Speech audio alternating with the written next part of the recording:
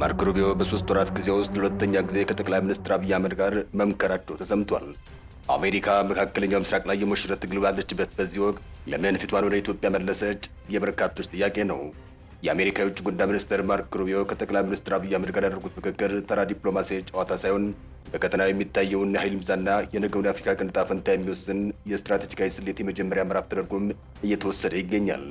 በዚህ ጉዳይ ላይ ዝግጅት አለን። አብራችሁን ቆዩ።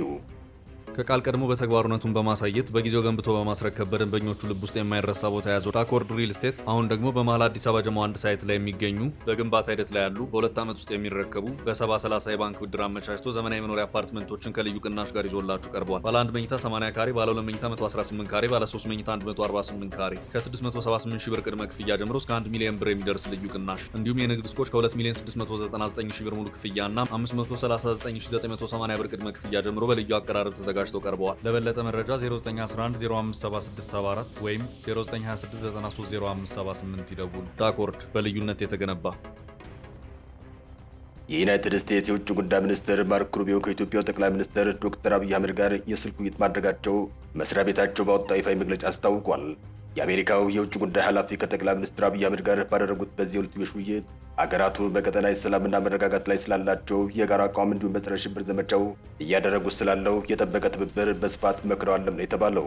የውጭ ጉዳይ መስሪያ ቤቱ ቃል አቀባይ ባወጡት አጭር መግለጫ መሰረት ሁለቱ ከፍተኛ ባለስልጣናት ከጸጥታ ጉዳዮች ባሻገር በኢኮኖሚያዊ ትብብር ማዕቀፎችና በአፍሪካ ቀንድ ዘላቂ አስተማማኝ ደህንነት እውን ለማድረግ በሚያስችሉ መሰረታዊ ጉዳዮች ላይ ተወያይተዋል ነው የተባለው።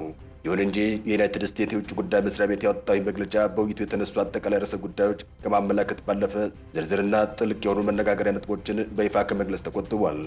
በሌላ በኩል ከውጭ ጉዳይ ሚኒስትሩ ጋር የተደረገውን የሁለትዮሽ ምክክር በተመለከተ ከጠቅላይ ሚኒስትር አብይ አህመድ ጽሕፈት ቤት በኩል እስካሁን ድረስ የተሰጠ ይፋዊ መግለጫ ሆነ ማብራሪያ የለም። መጋቢት 2 ቀን 2018 ዓ.ም በሁለቱ ሀገራት ከፍተኛ ባለስልጣናት መካከል ውይይት የተካሄደው አሜሪካና እስራኤል በተቀናጀ መልኩ በኢራን ላይ የከፈቱትን ጦርነት ሁለተኛ ሳምንት ሊደፍን ጥቂት ቀናት ወሰን ላይ ሆኖ ልዩ ትኩረትን አግኝቷል። የአሜሪካ ውጭ ጉዳይ ሚኒስትር ከጠቅላይ ሚኒስትር ዶክተር አብይ አህመድ ጋር በተለያዩ ወቅቶች የሁለትዮሽ ግንኙነት ሲያደርጉ የቆዩ ሲሆን ይህኛው ውይይት በዘንድሮ ዓመት ብቻ ሲካሄድ ለሁለተኛ ጊዜ መሆኑ ነው።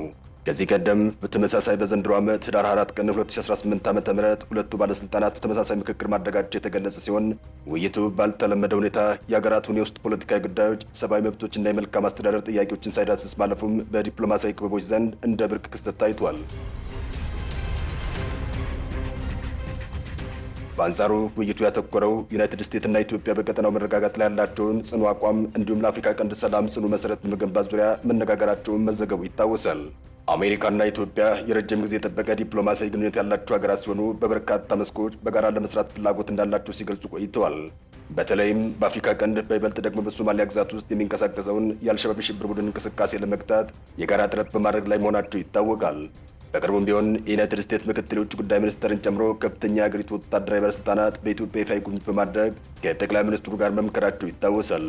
ከዚህ በተጨማሪም የአሜሪካው ፕሬዝዳንት ዶናልድ ትራምፕ ኢትዮጵያ ከገነባቸው ታላቁ የኢትዮጵያ ህዳሴ ግድብ ጋር በተያያዘ በኢትዮጵያና በግብጽ መካከል ያለው ልዩነት ለማጥበብ ብሎም ለማደራደር ያላቸውን ፈቃደኝነት ከአንድ ወር በፊት ለግብጽ ፕሬዝዳንት በላኩ ደብዳቤ አረጋግጠው እንደነበር አይዘነጋም። ነገር ግን ከዚህ ሽምግልና ጋር በተያያዘ እስካሁን በተግባር የተጀመረ ዲፕሎማሲያዊ እንቅስቃሴ ስለመኖሩ የተገለጸ ነገር የለም። ለቀጠናዊ መረጋጋት ያላቸውን የጋራ ቁርጠኝነት፣ በጸረ ሽብር ትብብር፣ በኢኮኖሚያዊ ብልጽግና እንዲሁም በአፍሪካ ቀንድ አስተማማኝና የረጅም ጊዜ ደህንነት እውን ለማድረግ መሰረት በሚጥሉ ጉዳዮች ዙሪያ በስፋት መክረዋልም ነው የተባለው። ለውይይቱ የስልክ ጥሪ የተደረገውም አዲስ የተሾሙት የአሜሪካ የአፍሪካ እዝ ማለትም አፍሪኮም አዛዥ ዳግ ቪን አንደርሰን በኢትዮጵያ በሶማሌላንድና በፑንትላንድ ጉብኝት ካደረጉ ጥቂት ጊዜያት በኋላ ነው። የአፍሪካ እዝ ጉብኝቱን አስመልክቶ በሰጠው መግለጫ ላይ አሜሪካ እንደ አይኤስ እና አልሸባብ ባሉ አክራሪ ቡድኖች ላይ የምታደርገውን ወታደራዊ ጫና ለማጠናከር ከቀጠናዊ አጋሮች ጋር ያላትን ቅንጅት ለማሳደግ ጽኑ ፍላጎት እንዳላት አረጋግጧል። የጉብኝትና ተከታታይ ዲፕሎማሲያዊ ግንኙነቶች ዋሽንግተን ለአፍሪካ ቀንድ የጸረ ሽብር ትግልና ሰፊ የቀጠናው መረጋጋት አሁንም ከፍተኛ ትኩረት እንደሰጠች ማሳያ ተደርጎ ይወሰዳሉ። ምክክሩ የተካሄደው አሜሪካ በምስራቅ አፍሪካ ያላትን ጂኦፖለቲካዊ ተጽዕኖ ለማስቀጠል በምትጥርበት ወቅት ሲሆን ኢትዮጵያም በዚህ ረገድ በአካባቢ ያላትን ዋነኛ አጋርነት ሚና የሚያጠናክር መሆኑ ተመላክቷል። የውጭ ጉዳይ መስሪያ ቤቱ በጸረ ሽብር ትብብር ላይ ትኩረት ቢያደርግም የአፍሪካ ቀንድ በአሁኑ ወቅት በባህር በር አለመግባባቶችና በተለያዩ ውስጥ ግጭቶች ሳቢያ ከባድ ውጥረት ውስጥ እንደሚገኝ ይታወቃል። ይሁን እንጂ በሁለቱ መሪዎች ውይይት ወቅት ስለ ኢትዮጵያ ወቅታዊና የውስጥ ፈተናዎች ወይም በአዲስ አበባና በአስመራ መካከል ስላለው ግንኙነት መነሳቱን የውጭ ጉዳይ መስሪያ ቤቱ አጭር መግለጫ አላመላከተም።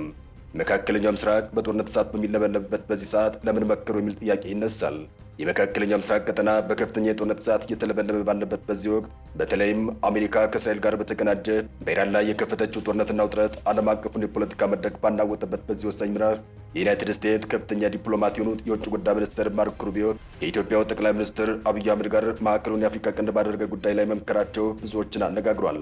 የስልክ ውይይት በአጋጣሚ የተፈጠረ የዲፕሎማሲ ክስተት ሳይሆን ከጀርባው ጥልቅ የሆኑ ዓለም አቀፋዊና ቀጠናዊ ስትራቴጂካዊ ስሌቶች እንዳሉትም እየተነገረ ይገኛል። አሜሪካ መካከለኛው ምስራቅ ላይ የሞሽረት ትግል ውስጥ ባለችበት በዚህ ወቅት ለምን ፊቷን ወደ አፍሪካ ቀንድ መለሰች? የበርካቶች ጥያቄ ነው። ለመሆኑ ምክክሩ ሳውን ለምን አስፈለገ? ተጨማሪ ጥያቄ ነው። የመካከለኛው ምስራቅ ጦርነት ከቀን ወደ ቀን እየተባባሰ መምጣቱ ቀይ ባህርና የደም ባህረ ሰላጤን እጅግ ተጋላጭ ወደሆነ የቀውስ ቀጠና ቀይሮታል። የዓለም አቀፉ የንግድ እንቅስቃሴ ደም ስር የሆነው የባብኤል መንደብ ስትሬት ደህንነት አደጋ ላይ ወድቋል። አሜሪካ በኢራንና በደጋፊዎቿ ላይ ወታደራዊ እርምጃ እየወሰደች ባለችበት በአሁኑ ሰዓት ከቀይ ባህር ማዶ ያለው የአፍሪካ ቀንድ መረጋጋት ለዋሽንግተን የብሔራዊ ደህንነት ጉዳይ ሆኗል። በአፍሪካ ቀንድ ትልቋ በህዝብ ብዛትም ሆነ በወታደራዊ አቅም ግንባር ቀደም ከሆኑት መካከል የምትገኝ ኢትዮጵያም ቀጠናው ሙሉ በሙሉ ወደ ትርምስ እንዳያመራ የማድረግ ተፈጥሯዊ የሆነ የፖለቲካ አቅም እንዳላት ይነገራል።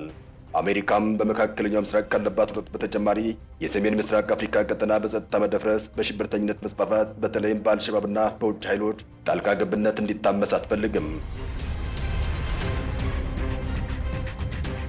በመሆኑም አሜሪካ ከኢትዮጵያ ጋር አሁን መምከሯ የጀርባዋን ደህንነት ለማስጠበቅ የተወሰደ የቅድመ ጥንቃቄና የስትራቴጂካዊ አጋርነት ማደሻ ተደርጎም ተወስዷል። ዓለም አቀፍ ፖለቲካ ተንታኞችና የጂኦፖለቲካ ጠበብት የአሜሪካና የኢትዮጵያ ምክክር ከበርካታ አቅጣጫዎች ይመለከቱታል። የመያዣ ወይም የመከላከያ ስትራቴጂ ኮንቴይንመንት ስትራቴጂ ተንታኞች እንደሚያምኑት የማርክ ሩቢዮና የጠቅላይ ሚኒስትር አብይ አህመድ ውይይት ዋነኛ ዓላማው የመካከለኛው ምስራቅ ቀውስ ወደ አፍሪካ ቀንድ እንዳይሻገር ለመከላከል እንደሆነም እየተነገረ ይገኛል። ኢራን በቀይ ባህር ዙሪያ በተለይም በሱዳንና በሌሎች የአፍሪካ ቀንድ አካባቢዎች ጽኑ መሰረት እንዳትጥል አሜሪካ ከፍተኛ ስጋት እንዳላት ይነገራል። በተለይም ኢትዮጵያ ጠንካራ ማዕከላዊ መንግስት ይዛ ከቆመች ኢራን ሆነ ሌሎች የጸረ አሜሪካ ኃይሎች ተጽዕኖ ለመግታት አሜሪካ እንደ አስተማማኝ ግድግዳ ልትጠቀምበት ትችላለች እየተባለ ይገኛል። የሀያላን ሀገራት ሽኩቻ ማለትም ግሬት ፓወር ኮምፒቲሽን ኢትዮጵያ በቅርቡ የብሪክስ አባል ሀገር መሆኗ እንዲሁም ከቻይናና ከሩሲያ ጋር ያላት ኢኮኖሚያና ዲፕሎማሲያዊ ትስስር አሜሪካን በእጅጉ ያሳስባታል። ተንታኞች እንደሚገልጹት አሜሪካ በመካከለኛው ምስራቅ በተጠመደችበት ክፍተት ቤጂንግና ሞስኮ በአፍሪካ ቀንድ ያላቸውን ተጽዕኖ ይበልጥ እንዳሰፉ ዋሽንግተን አዲስ አበባን ማቅረብ ግድ ይላታል። ስለሆነም የውይይት አሜሪካ አሁንም ለኢትዮጵያ ቅርብ አጋር ናት የሚል መልእክት ለተቀናቃኝ ኃይሎች ለማስተላለፍ ያለመ እንደሆነም እየተነገረ ይገኛል። የቀጠናው የኃይል ሚዛን በኢትዮጵያ በግብፅና በሶማሊያ መካከል ያለው የዲፕሎማሲ ውጥረት ከፍተኛ ደረጃ ላይ ደርሷል።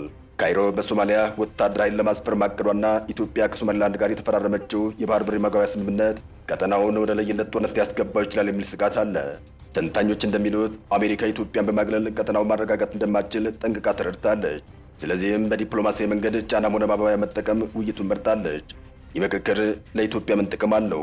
የአሜሪካን ትኩረት በከፍተኛ ደረጃ መሳብ መቻል ለኢትዮጵያ ዘርፈ ብዙ ዲፕሎማሲያዊና ኢኮኖሚያዊ ጥቅሞችን ያስገኛል። ከእነዚህ መካከል የዲፕሎማሲያዊ ጫናን መቀነስ አንዱ ሲሆን ቀደም ሲል በኢትዮጵያ ውስጥ ጉዳዮች በሰብአዊ መብት አያያዝ ብሎም በፖለቲካዊ ግጭቶች ላይ ከፍተኛ ትችት ስታቀርብ የነበረችው አሜሪካ አሁን ላይ ትኩረቷን ወደ ቀጠናዊ ደህንነት መቀየሯ ለኢትዮጵያ መንግስት ትልቅ እፎይታ ይሆናል። ይህ ሁኔታም ኢትዮጵያ ውስጥ ፖለቲካዋን ያለ ውጭ ጫና እንድታስተካክል ሰፊ ዕድል ይሰጣታል።